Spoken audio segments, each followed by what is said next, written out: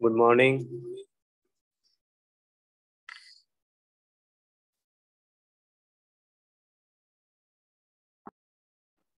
Sir marks पता चल जाएगा सर कि इसका कितना है? मार्क्स नहीं, कॉपी चेक किया हूँ अभी। कॉपी मैं संडे को चेक करके मंडे बता दूंगा आप लोग को, मंडे ट्यूसडे पोस्ट कर दूंगा। किसी क्वेश्चन में डाउट था क्या आप लोगों को?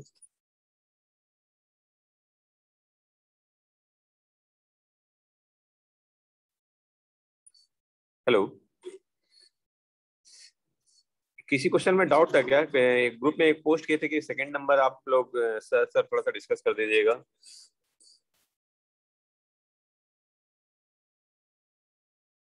हेलो, आवाज आ रही है? Yes sir. कोई क्वेश्चन में डाउट था क्या? नेम और रोल नंबर पोस्ट कर दो अटेंडेंस के लिए। एक मीनिंगलेस वाला जो था उसमें डाउट है क्या क्वेश्चन में? हाँ सर, बता लीजिए वो question.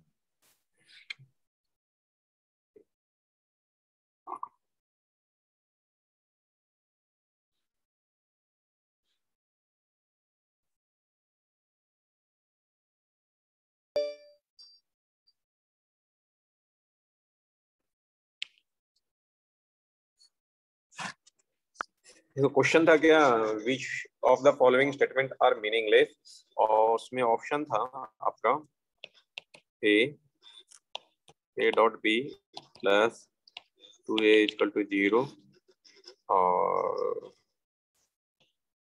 B A dot B 5 equal to 2a और C A plus B to 0 D A dot B dot. देखिए यहां से आप लोग को क्या लग रहा है, ए और बी क्या होगा? देखिए ए बी क्या है, वेक्टर है।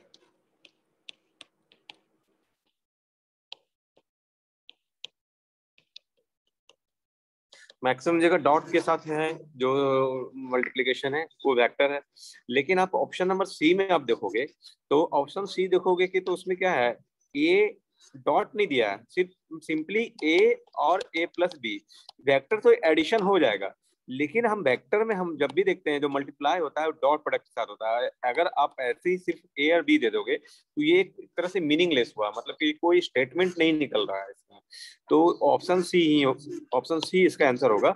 और उसका मतलब यही है, मतलब कि ए और बी प्लस वेक्टर मान ऐड करोगे, मान लो कि सी वेक्टर आया एडिशन के बाद, ए और सी तो कोई मीनिंग नहीं होगा ना, तीनों डायरेक्शन में है कुछ कंपोनेंट, तो उसका कोई मीनिंग नहीं होगा।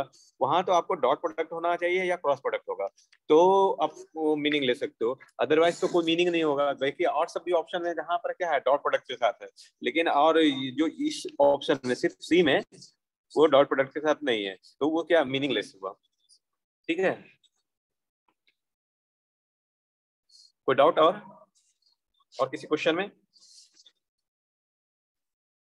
क्लियर हुआ कि नहीं? Yes sir. ठीक है, अब है और कोई क्वेश्चन में डाउट है तो बोलिए।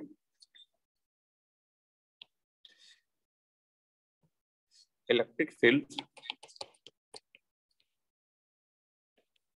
इन मटेरियल स्पेस।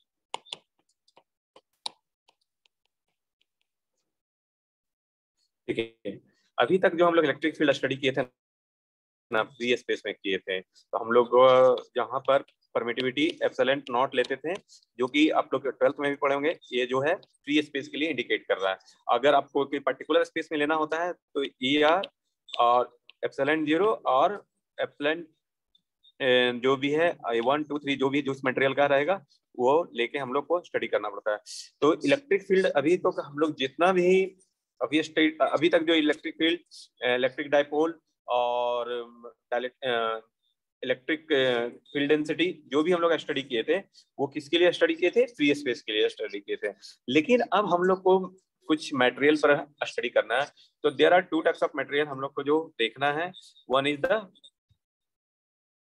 एक कंडक्टर और एक होगा कंडक्टर, सेमीकंडक्टर और इंसुलेटर, इंसुलेटर और डाइलेक्ट्रिक।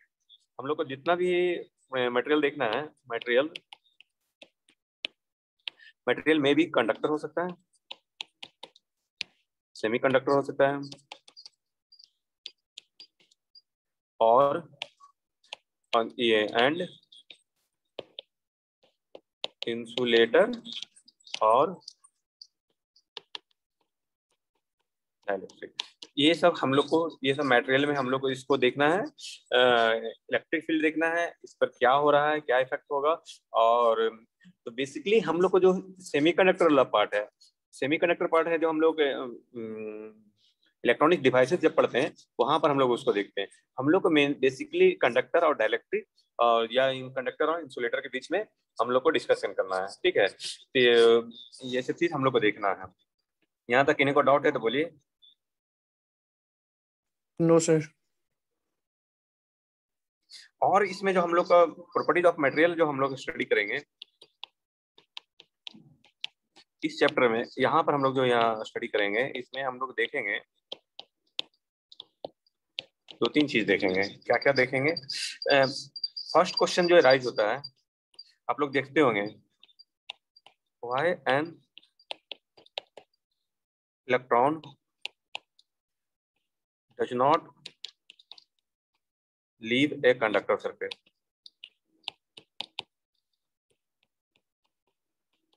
हम लोग जानते हैं कि कंडक्टर जो होता है वहां पर एक लार्ज स्केल में इलेक्ट्रॉन्स होता है, ठीक है, जिसके कारण कंडक्शन होता है। तो आप वायर भी देख लो, कटिंग कर देते हो बीच में और करंट लगा दो, क्या उससे इलेक्ट्रॉन, हम लोग ये भी जानते हैं कि करंट जो होता है इलेक्ट्रॉन का फ्लो है। इलेक्ट्रॉन का फ्लो इस डायरेक्शन में है तो इसके अपोजिट डायरेक्शन में करंट का फ्लो होगा। और अगर अपोजिट डायरेक्शन इलेक्ट्रॉन्स का फ्लो इस डायरेक्शन में है तो करंट का फ्लो इस डायरेक्शन में होता है, जस्ट अपोजिट डायरेक्शन में होता है। लेकिन मान लीजिए कि फ्लो हो रहा है जो भी है, तो अगर हम करंट वायर कट करते हैं, चाहे कंडक्टर है तो मतलब कि कंडक्टर है तो जब बहुत लार्ज स्केल में वहां पर इलेक्ट्रॉन्स है अवेलेबल है, फ्री इलेक्ट्रॉन अवेलेबल है, तो फिर वो कंडक्टर का जो सरफेस है उसको लीक क्यों नहीं करता है, ये सब चीज भी हम लोग यहाँ पर देखेंगे।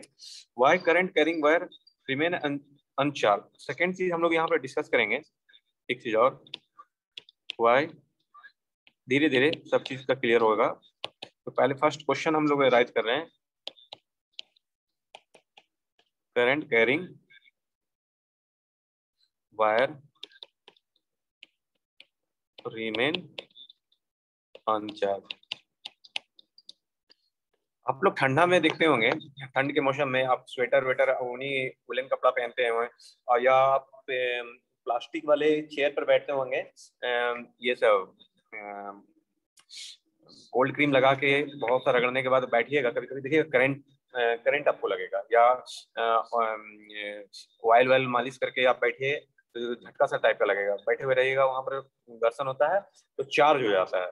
तो इंसुलेटर में तो चार्ज हो जाता है, लेकिन जब करंट कैरिंग वायर है उसमें ही क्यों नहीं वो चार्ज हो पाता है, वो सब चीज हम लोग देखेंगे।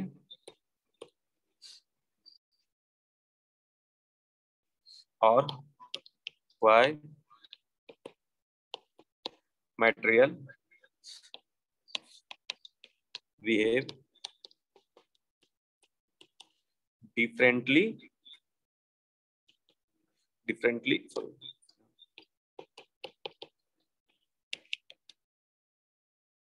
in an electric field। जब हम इलेक्ट्रिक फील्ड अप्लाई करते हैं तो मटेरियल जो है वो कैसे डिफरेंट, उसका प्रॉपर्टीज वेरी करता है, उस चीज के बारे में भी हम लोग देखेंगे, ठीक है।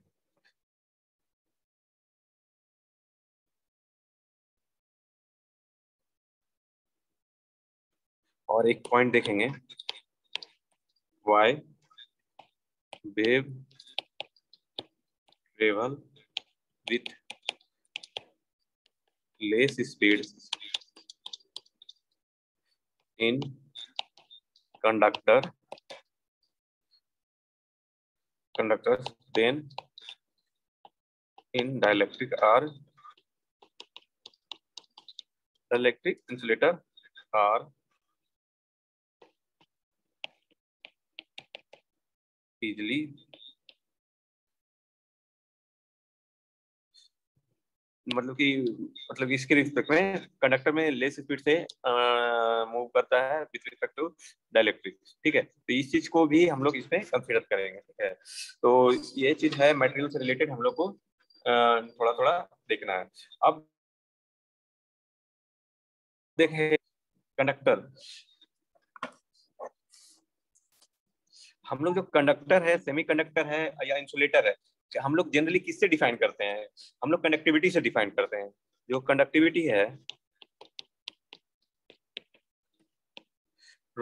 ये अगर किसी चीज का, किसी मटेरियल का, जिसका हम लोग एक मिनट भी हम लोग देखते होंगे सीमेन पर मीटर, और ये सब 12th में पढ़े होंगे आप लोग, मोहो पर मीटर। ठीक है, तो कंडक्टिविटी जो है ये अगर किसी भी मटेरियल का हाई है तो क्या होगा? वो मेटल होगा या इंसुलेटर होगा या सेमीकंडक्टर होगा? बताइए। किसी भी कंडक्टिविटी किसी भी मेटल का अगर हाई है, greater than high 1, very high, तो वो क्या होगा? मटेरियल क्या होगा? बताइए, वो कौन सा मटेरियल होगा? कंडक्टर। कंडक्टर होगा, या हम लोग मेटल्स भी बोल सकते हैं, है ना? मेटल्स और कंडक्टर। और ये अगर लेस देन 1 है तो क्या होगा? इंसुलेटर और डाइलेक्ट्रिक। ये सब चीज का तो कंसेप्ट क्लियर है ना? और अगर जो बहुत ज्यादा हाई नहीं, somewhere between the metals and insulator, दोनों के बीच में लाई करता हो, 1 के आसपास नियर है, दैट इज द सेमीकंडक्टर। ये आप लोग को पता है। सुपर कंडक्टर किसको कहते हैं?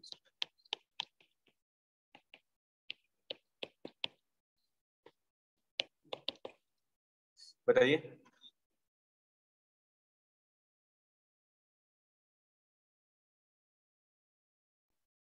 सुपर कंडक्टर पढ़े थे?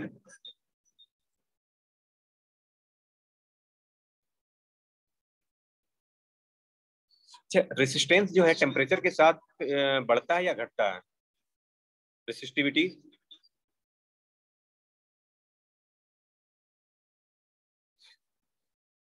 R equal to R0 1 plus alpha T, ये पढ़े थे ना जी? Yes sir. हेलो, हाँ है ना? तो रेसिस्टेंस टेम्परेचर के साथ घटता है या बढ़ता है? Del T.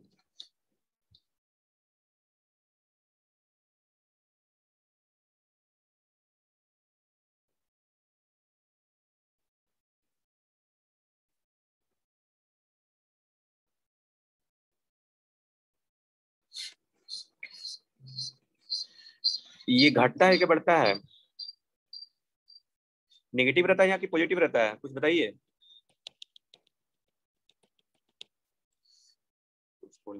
देखिए, जनरली कंडक्टिविटी जो है, कंडक्टिविटी ऑफ मेटल, कंडक्टिविटी से ही रेसिस्टिविटी डिपेंड करेगा, क्योंकि इनवर्सली प्रोपोर्शनल होता है।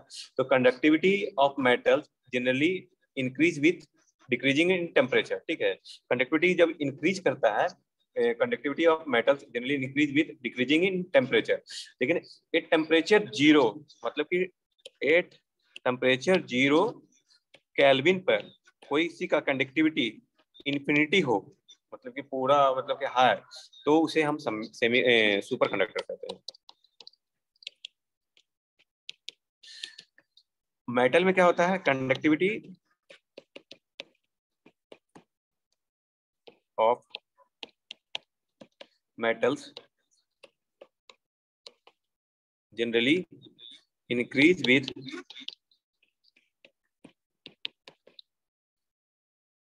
Decrease in temperature. ठीक है, लेकिन एक ऐसा टेम्परेचर आएगा जहां 0 केल्विन, जहां मतलब 0 डिग्री पर अगर वो उसका कंडक्टिविटी इंफिनिटी हो, अगर किसी भी मटेरियल का इंफिनिटी हो, तो दैट इज द आपका उस तरह का जो कंडक्टर को कहते हैं हम लोग सुपर कंडक्टर। यहाँ तक इनको डाउट है तो बोलिए। कंडक्टर हम लोग देखें और उसके बाद सेमी रेसिस्टिव कंडक्टिविटी के आधार पर कंडक्टर देखें, इंसुलेटर देखें। उसके बाद एक सुपर कंडक्टर देखें कंडक्टिविटी के आधार पर ही। और इस तो बेसिक आइडिया जो है 12th में आप लोग पढ़े हुए होंगे। इतना तक, यहाँ तक इन्हीं को डाउट है तो पूछिए।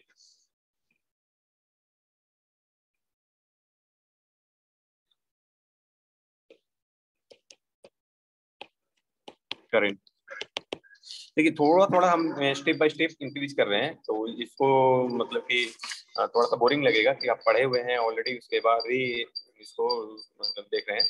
इसको करते करते हम आगे बढ़ेंगे, ठीक है। तो करंट के कैसे डिफाइन करते हैं? I equal to charge D Q upon D T. आप लोग अभी तक यही स्टडी किए हैं क्या और कुछ स्टडी किए हैं?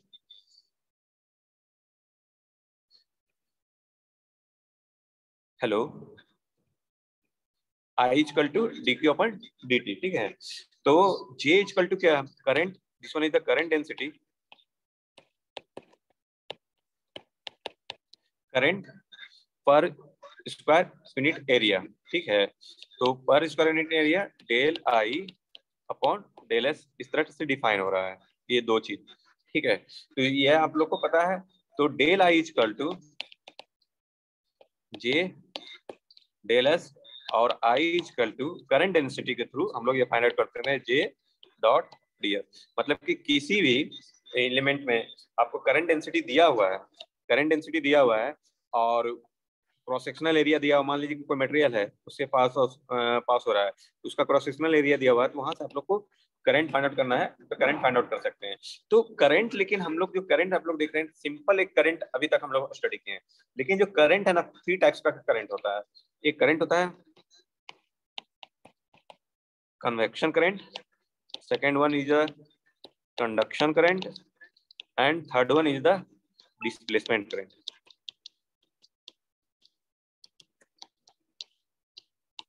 ठीक है। तो ये चीज तो बाद में हम लोग पढ़ेंगे, हम लोग को अभी स्टडी करना है कन्वेक्शन करंट और कंडक्शन करंट। देखिए कन्वेक्शन करंट जो होता है आपका, ये डाइलेक्ट्रिक में और इंसुलेटर में। देखिए हम लोग तो बोलते हैं कि वहां से करंट पास नहीं होता, लेकिन स्मॉल अमाउंट में जो भी करंट जो जनरेट होगा that is the convection current. तो वो डाइलेक्ट्रिक मीडियम में और इंसुलेटर मीडियम में होगा, ठीक है। और वो देखेंगे जब इलेक्ट्रिक फील्ड हम लोग अप्लाई करते हैं तो कैसे वो चेंज होता है। और नेक्स्ट जो है आपका कंडक्शन करंट है, ये कंडक्टर में, ये कंडक्टर में जो करंट हो जाता है, जो मतलब कि लार्ज स्केल में करंट आपका चार्ज अवेलेबल है, उसके कारण जो करंट फ्लो हो रहा है that is the conduction current. यहाँ तक इन्हें को डाउट है तो बोलिए।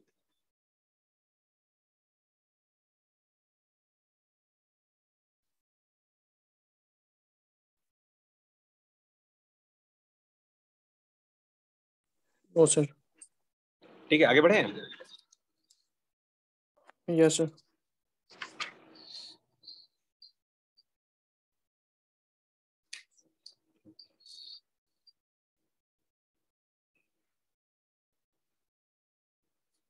एक मिनट।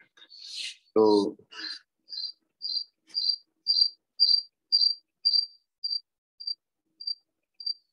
देखिए कंसीडर एक फिलामेंट, एक फिलामेंट है, हम लोग कन्वेक्शन करंट को डिफाइन कर रहे हैं वहां पर।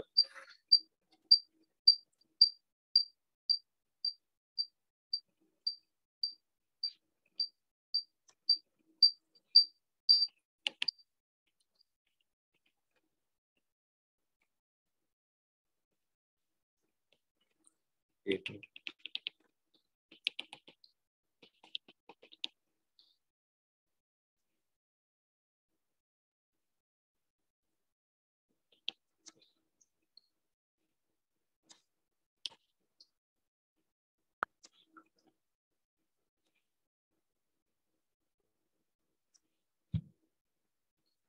और ये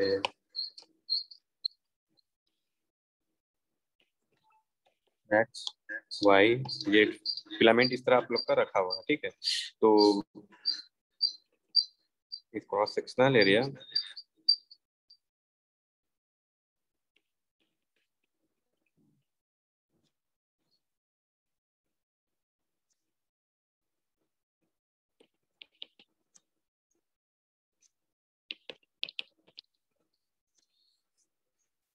ये लेंथ दोनों के बीच में डेल वाई, और ये जो सरफेस है, ये जो क्रॉस सेक्शनल एरिया लिए हैं वो जो है आपका डेल एस है, और करंट चार्ज डेंसिटी जो है आपका, जो पूरा पूरा वॉल्यूम रो भी है, ठीक है। और ये वेलोसिटी, करंट जो चार्ज मूव कर रहा है, वेलोसिटी u। तो आपका u का जो डायरेक्शन है आपका, u इक्वल टू, मान लीजिए कि y y ए वाई है, क्योंकि y डायरेक्शन में है, ठीक है। तो हम लोग जो करंट जो डिफाइन करते हैं, डेल आई स्मॉल एरिया के लिए हम लोग जो देख रहे हैं current del Q upon del T, और इसी को कह सकते हैं हम लोग, जो चार्ज डेंसिटी हमारा रो भी दिया हुआ है, तो रो भी चार्ज डेंसिटी रो भी into small area del S, और किस डायरेक्शन में डेल वाई, तब तो वॉल्यूम होगा ना। ये वॉल्यूम चार्ज डेंसिटी है, तो वॉल्यूम के लिए ये क्रॉस सेक्शनल एरिया, और लेंथ जो है हमारा ये डेल डेल वाई, इतना दूर तक के लिए हम लोग कंसिडर कर रहे हैं, तो del Y upon del T. यहाँ तक समझने में किसी को डाउट है तो बोलिए।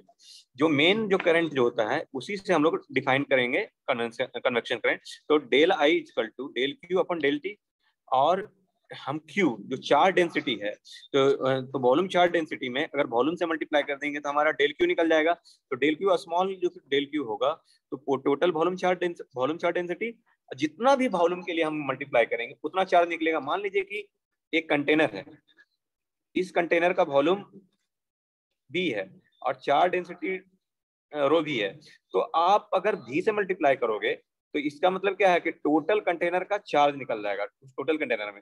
लेकिन आप भी हाफ से निकालोगे, मतलब कि आप इतने दूर का वॉल्यूम निकालोगे, इतना दूर की भी बाई 4 आया, उससे मल्टीप्लाई करोगे तो उतने दूर का चार्ज निकलेगा। तो हम जो पर्टिकुलर कंसिडर कर रहे हैं कि स्मॉल, हाँ, स्मॉल एरिया जो है वॉल्यूम है, फाइंड आउट किया डेल वाई, और ये क्रॉस सेक्शनल डेल एस है, उसके अंतर्गत जो हम लोग को चार्ज निकालना है, और उसी पर करंट हम लोग को देख रहे हैं। तो डेल क्यू डेल क्यू को जो कन्वर्ट किए हैं रो भी इन क्रॉस जो भी है डेल एस एरिया, और डिस्प्लेसमेंट जो ये वाई साइड वाला वाई। तो ये हुआ। यहाँ तक किन्हीं को डाउट है तो बोलिए। Del I equal to rho V और क्रॉस सॉरी डेल एस, और ये देखिए del Y upon del T क्या हो जाएगा, del Y upon del T क्या होगा, वाई डायरेक्शन में डिस्प्लेसमेंट बाय टाइम क्या हो जाएगा, वेलोसिटी। तो आपका ये वाई डायरेक्शन में ये वेलोसिटी। यहाँ तक इन्हीं को डाउट है तो बोलिए।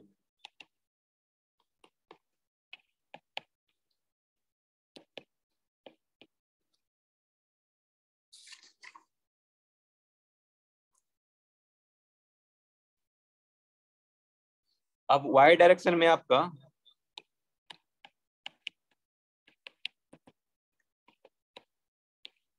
करंट डेंसिटी, तो करंट डेंसिटी वाई डायरेक्शन में क्या होगा, del I upon del S. इसको कह सकते हैं J Y equal to equation 1 से आपका क्या हो जाएगा, रो भी और वाई। आपका ये वाई डायरेक्शन में कंसीडर किए, वाई डायरेक्शन में आपको फाइंड आउट करना है, तब आपका वाई आया, मतलब जे करंट डेंसिटी जे वाई, तो आपका वेलोसिटी भी वाई डायरेक्शन में। तो इन जनरल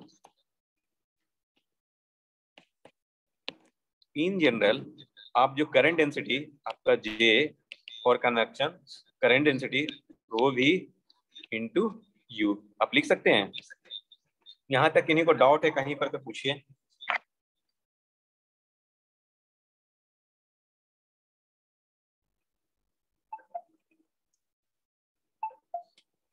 कोई डाउट है तो पूछिए, नहीं तो फिर आगे बढ़ेंगे। पढ़े, सो गए जी।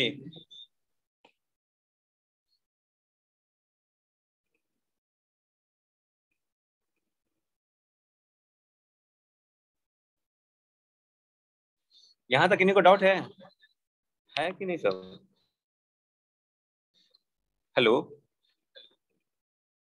जी सर ये जो सर। करंट डेंसिटी निकाले हैं ये कन्वेक्शन करंट है। हाँ, कन्वेक्शन करंट के लिए तो ये जे जो आपका निकला है ना, कन्वेक्शन करंट डेंसिटी निकला। यहाँ कन्वेक्शन करंट डेंसिटी निकला। तो जो आपको क्या है, उसके कन्वेक्शन करंट डेंसिटी के लिए आपको क्या चाहिए, आपको चाहिए करंट चार्ज डेंसिटी इनटू किस डायरेक्शन में आपको निकालना है। तो वो जो वेलोसिटी दिया हुआ रहेगा, जो चार्ज जो आपको मूव कर रहा है उस वेलोसिटी, वो इनटू वेलोसिटी करेंगे तो कन्वेक्शन करंट डेंसिटी निकलेगा। तो आई के लिए आपका जो फॉर्मूला है एस जे डॉट डी एस करोगे तो यहाँ से फिर आपका कन्वेक्शन करंट भी फाइंड आउट हो जाएगा।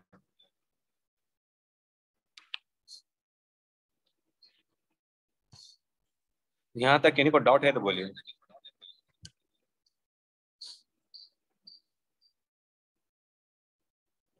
No sir.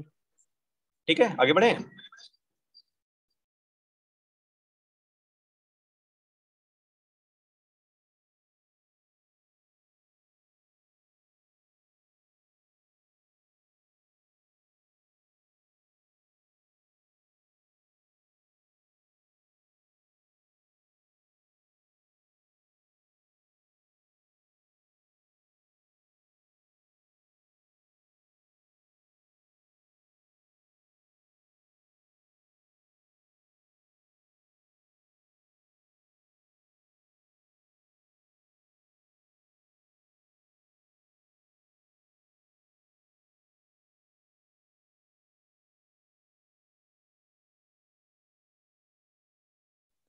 ऑडियो नहीं आ रहा है सर।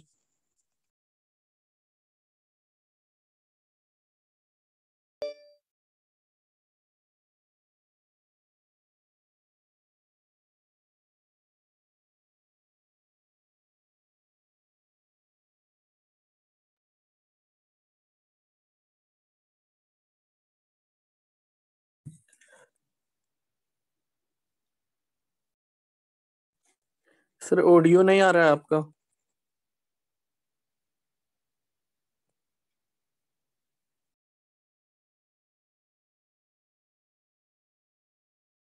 ठीक, अब आ रहा है आवाज? हेलो, आवाज आ रहा है? हाँ सर अब आ रहा थी। हाँ, ठीक ठीक। ठीक है, कंडक्शन करंट में हम लोग बढ़ते हैं। तो हम लोग को कंडक्शन करंट में हम लोग जानते हैं कि जो कंडक्शन करंट है वो अभी तक हम लोग जानते हैं कि कंडक्टर में फ्लो होता है। और कंडक्टर में हम लोग को ये भी पता है कि एक लार्ज स्केल में आपका इलेक्ट्रॉन्स अवेलेबल है। ठीक है, तब जब इलेक्ट्रिक फील्ड आप अप्लाई वो जो चार्ज है, मान लीजिए कि कंडक्टर है, ठीक है, तो जो चार्ज है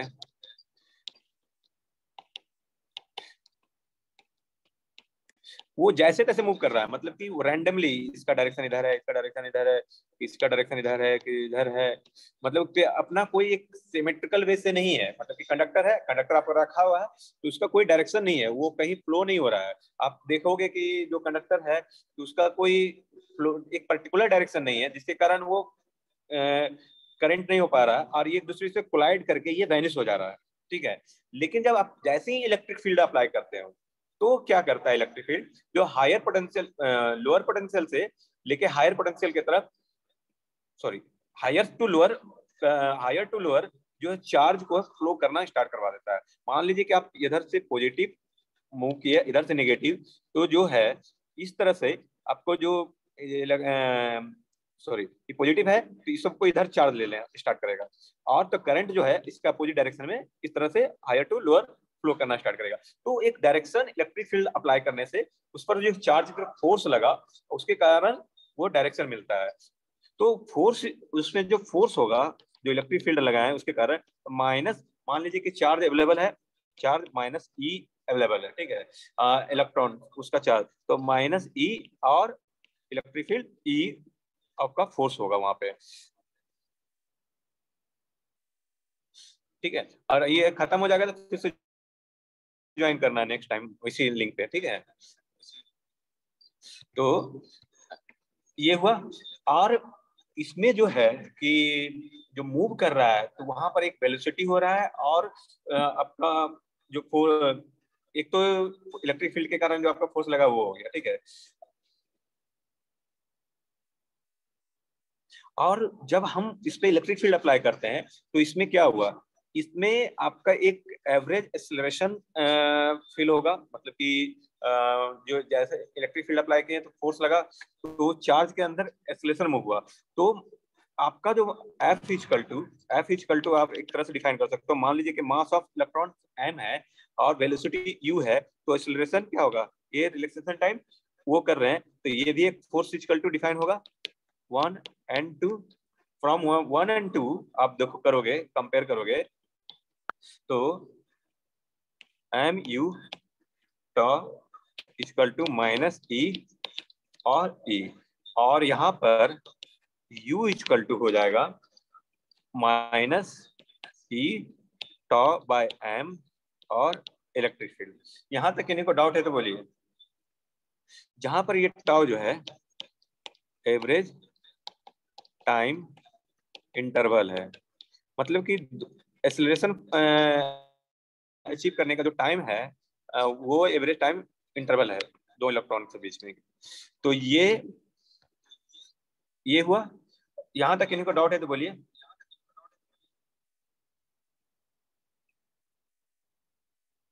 अब मान लीजिए कि कंडक्टर का इलेक्ट्रॉन डेंसिटी रो भी है,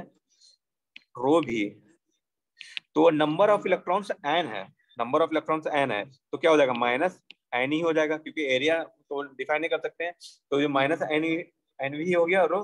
तो कंडक्शन करंट जो आपका होगा ये J इक्वल टू, कन्वेक्शन में ही आप रखिए, तो रो भी U, आपको U फाइंड आउट हो गया, रो भी फाइंड आउट हो गया।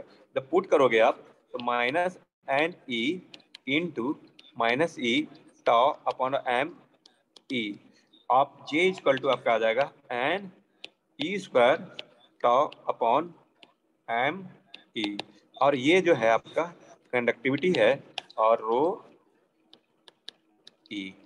यहाँ पर आपका जो where conductivity equal to N E square tau upon M, conductivity of the conductor. ये मटेरियल पर डिपेंड करता है, यहाँ पर ये हुआ कंडक्टिविटी ऑफ मटेरियल। तो आप डायरेक्टली करंट डेंसिटी आप कंडक्शन करंट का निकाल सकते हैं। कंडक्टिविटी आपको पता है अगर, और इलेक्ट्रिक फील्ड पता है, तो करंट डेंसिटी आप डायरेक्टली यहाँ पे फाइंड आउट कर सकते हैं। यहाँ तक समझने में, दोनों ही क्वेश्चन लाने में ये लाया गया है, तो आपको कन्वेक्शन करंट से ही, जो कन्वेक्शन है उसी से आप ये भी डिराइव हुआ, लेकिन वहां पर जो वेलोसिटी क्या होगा ये डायरेक्टली हम लोग फाइंड आउट कर लिए हैं कि वेलोसिटी ये आ सकता है, और ये करंट डेंसिटी भी, इसका चार्ज डेंसिटी भी हम लोग को पता है हो गया, तो वहां से हम लोग ये चीज करंट डेंसिटी हम लोग फाइंड आउट कर लिए। ये दोनों क्वेश्चन में कहीं डाउट है, कुछ है पूछिए, नहीं तो फिर हम आगे बढ़ेंगे। एक चीज और, कन्वेक्शन करंट जो है ये ओम्स लॉ नहीं फॉलो करता है, ये ऑब्जेक्टिव क्वेश्चन पूछ सकता है, Ohm's law does not follow, ये ओम्स लॉ फॉलो करता है।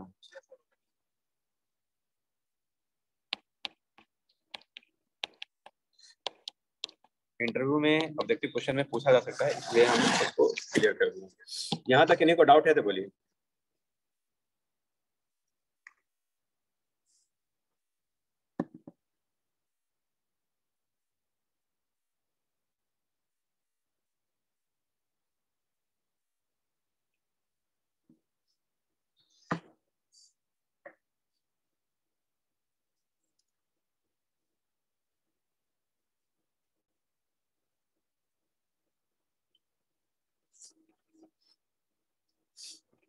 आगे बढ़े।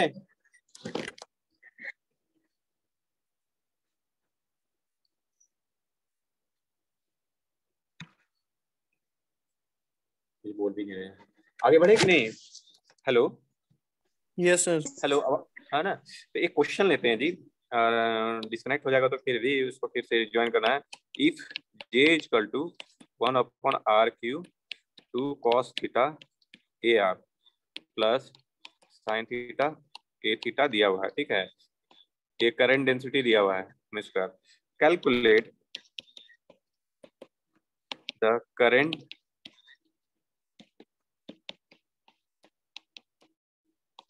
passing through a semi spherical cell radius 20 centimetre और 0 to थीटा जो है 5/2, 0 से लेके 5 to पाई, ठीक है। बी जो है ए spherical cell of radius 10 centimetre. ये दोनों क्वेश्चन सॉल्व करना है, ठीक है। आप लोग सॉल्व कीजिए और अगर डिस्कनेक्ट का होता है तो फिर से ज्वाइन कीजिए। यहाँ तक किन्हीं को डाउट है तो पूछिए, क्वेश्चन बन जाएगा।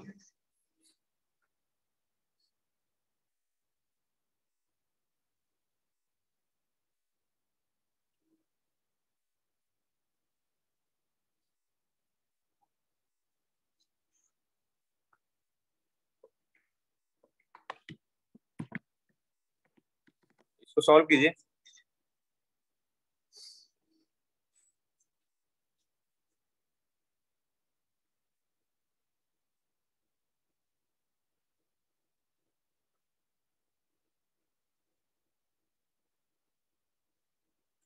आई equal to J dot D S करना है।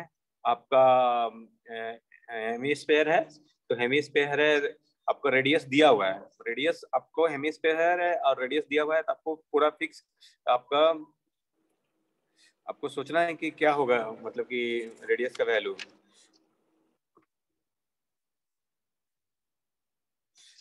हेमीस्फेयर स्पेरिकल का दिया हुआ है, स्पेरिकल का 10 सेंटीमीटर दिया हुआ है, तो हेमीस्फेयर का कितना होगा रेडियस? आप रेडियस 20 सेंटीमीटर दिया हुआ है, उस पर रेडियस 20 सेंटीमीटर, तो वहां पर आप आर डायरेक्टली कांस्टेंट पुट करोगे, आपका जो वेरिएबल होगा वो थीटा और फाई होगा, तो दोनों करके आप इंटीग्रेट करके फाइंड आउट कीजिए। फर्स्ट का है 31.4 एम्पियर और सेकंड का है 0। कोशिश कीजिए सभी लोग। तो फर्स्ट का क्या बोले? 31.4 एम्पियर।